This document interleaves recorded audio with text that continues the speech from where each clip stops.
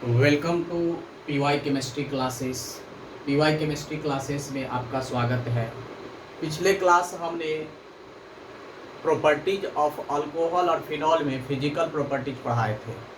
आज हम लोग को जो पढ़ना है वो है chemical properties of alcohol and phenol. इसमें सबसे इम्पोर्टेंट चीज़ ये है कि उससे पहले से पढ़ने से पहले हम लोग को एक क्वेश्चन अराइज होता है जिसमें कहता है कि अल्कोहल एक वर्सेटाइल नेचर का होता है। वर्सेटाइल नेचर का मतलब ये होता है कि वो इलेक्ट्रोफाइल और न्यूक्लियोफाइल दोनों की तरह वर्क करता है। अगर अल्कोहल इलेक्ट्रोफाइल की तरह वर्क करेगा तो वो न्यूक्लियोफाइल को अटैक करवाएगा, और न्यूक्लियोफाइल की तरह एक्ट करेगा तो इलेक्ट्रोफाइल के साथ वो रिएक्शन करेगा। तो इसमें हम लोग हेडिंग है हम लोग का कि वर्सेटाइल नेचर ऑफ अल्कोहल। तो कहा जा रहा है कि अल्कोहल जो होता है वो वर्सेटाइल कंपाउंड होता है। क्यों? क्योंकि ये न्यूक्लियोफाइल और इलेक्ट्रोफाइल दोनों की तरह रिएक्ट करता है। यानी इलेक्ट्रोफाइल न्यूक्लियोफाइल यानी दोनों तरह ये क्या करता है, रिएक्ट करता है।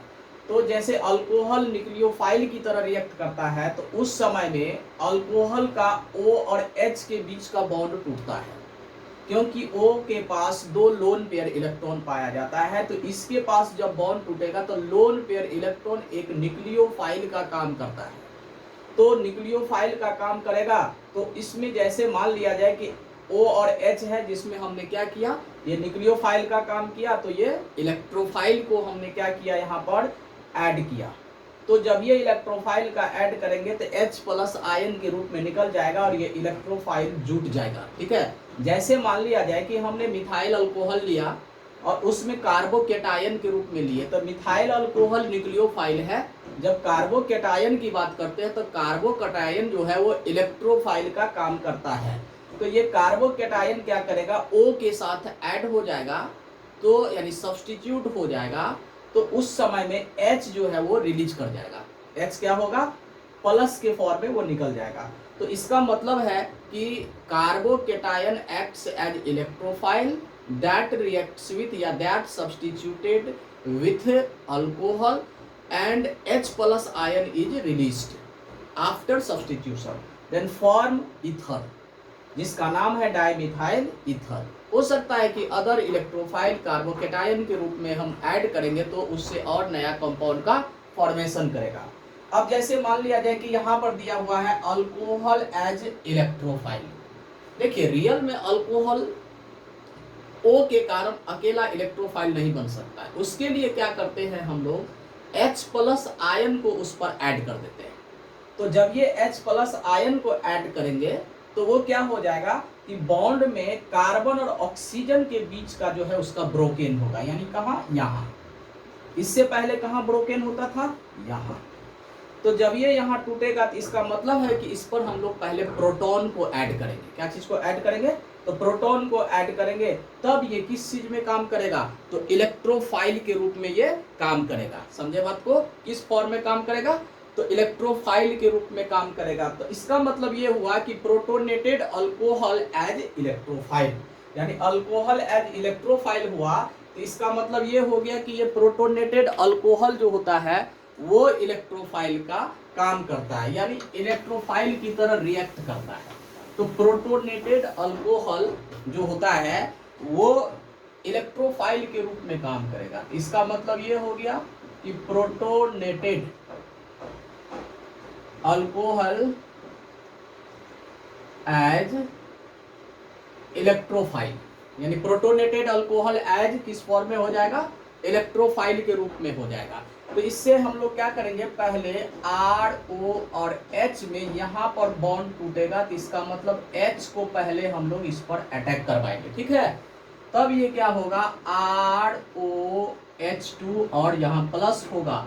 अब ये किस चीज का काम किया, इलेक्ट्रोफाइल का, यानी प्रोटोनेटेड हाइड्रोजन के कारण अब इलेक्ट्रोफाइल का काम किया, एक्ट किया। अब उस पर हम सब्स्टिट्यूट करेंगे न्यूक्लियोफाइल का। किस चीज को सब्स्टिट्यूट करेंगे, तो न्यूक्लियोफाइल का।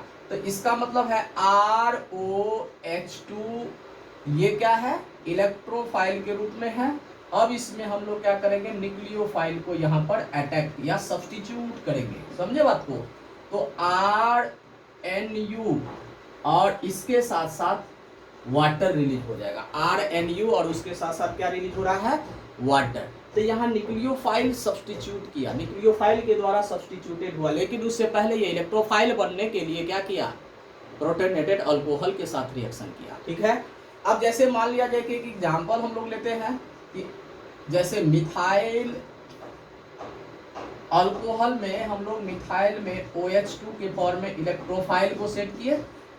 अब इसमें हम लोग क्या करते हैं, Br का यूज करते हैं, क्या चीज का, Br का। तो ये क्या हो जाएगा, CH3Br प्लस यहाँ पर वाटर बन जाएगा, CH3Br और उसके साथ साथ Br सब्स्टिट्यूट होगा और OH2 क्या हो जाएगा, वाटर के रूप में एक्ट करने लगेगा। तो अब जैसे देखिए यहाँ पर एक अच्छी तरह से हम एक एग्जाम्पल को शो करके दिखा देते हैं कि किस तरह से सही में ये काम करेगा। अब जैसे देखिए एक एग्जाम्पल आपको देते हैं कि जैसे C2H5OH इथाइल अल्कोहल या इथेनॉल है। अब इस पे क्या देते हैं हम HBr को ऐड, तो ये H जो होगा पहले इलेक्ट्रोफाइल का काम करेगा, तो H के रूप में ये Br माइनस होगा, ये H प्लस हो जाएगा। तो H प्लस जो होगा वो क्या करेगा, क्या चीज का काम करेगा, तो C2H5O और H2 प्लस के रूप में काम करेंगे, और ये क्या होगा, Br माइनस जो है वो रिलीज हो जाएगा।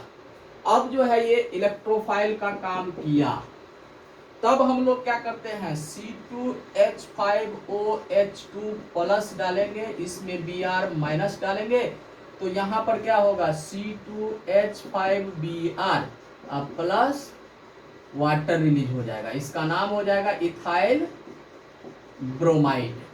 तो इस तरह से हम लोग समझे कि अल्कोहल वर्सेटाइल नेचर होता है, क्योंकि वो रिएक्ट करता है इलेक्ट्रोफाइल और न्यूक्लियोफाइल के रूप में, ठीक है।